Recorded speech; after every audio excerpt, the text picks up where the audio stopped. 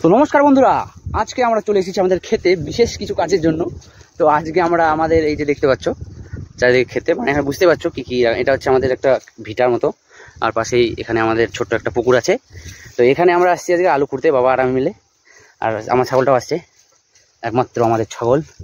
তো আলুগুলা খুঁড়ছি, এই যে দেখতে পাচ্ছ সাদা আলু লাগিয়েছিলাম, এবার এই যে হচ্ছে বাবা খুঁড়ছে। তো ব্যাপারটা হচ্ছে আমরা খুঁড়ছি যেহেতু আলুগুলো হয়ে গেছে, আর তার সাথে হচ্ছে কি যে এই যে ইঁদুর ধরে গেছে। তো খাবো তো আমরা, ইঁদুরও খাবে, যাই হোক তাও যতটুকু খেয়েছে তারপরে এগুলো সব আমরা তুলে নিব বাড়ির জন্য। আর এতগুলা মানে যাই হোক, সারা বছর তো আলু খায় মানুষ, তো আলু তো লাগবেই, যেমন ভাত খায় প্রতিদিন তেমন আলুটা হচ্ছে জরুরি। তো এটা জমি আমাদের, তো জমিদের সাথে আলুর সাথে হালকা করে এখানে পেঁয়াজ লাগানো আছে, এটা হচ্ছে পেঁয়াজ আর রসুন দুটোই লাগানো ছিল, এইখান থেকে পেঁয়াজগুলো তুলে নিয়েছিলাম। আর এইগুলো হচ্ছে ছোটো করে খাওয়ার জন্য খালি পেঁয়াজ আর রসুন লাগানো আছে। আর এইখানে কয়েকটা বাড়িতে লঙ্কার গাছ হয়েছিল, তো এইগুলা লঙ্কার গাছগুলো এখানে ধারে ধারে লাগিয়ে দিয়েছি। তো আজকে আমরা আলু খুঁড়বো। তো আলুগুলো কিন্তু ভালোই বড় বড় হয়েছে, তোমরা জানো সাদা আলুগুলো বড় বড় হয়।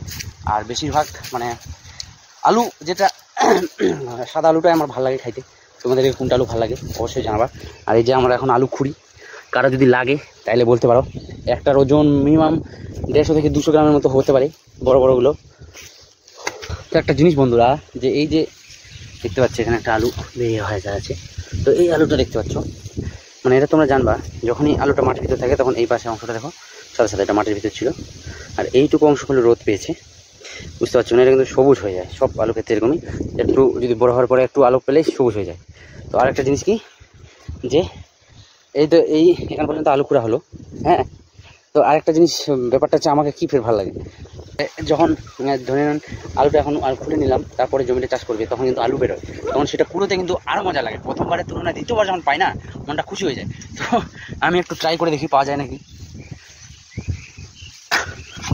এখন আমরা আলু খুঁড়বো, তো খুঁড়তে খুঁড়তে এই যে দেখো, এই যে একটা আলু পেয়ে গেছি। তো এরকম কিন্তু আলু খুঁজতে কিন্তু সেই মজা লাগে বন্ধুরা, আমাকে তো ভালোই লাগে, আর তোমাদেরকে ভালো লাগে কিনা জানি না। আর এইদিকে আদিবাসী চলে আসছে আমাদের আলু খুঁড়তে।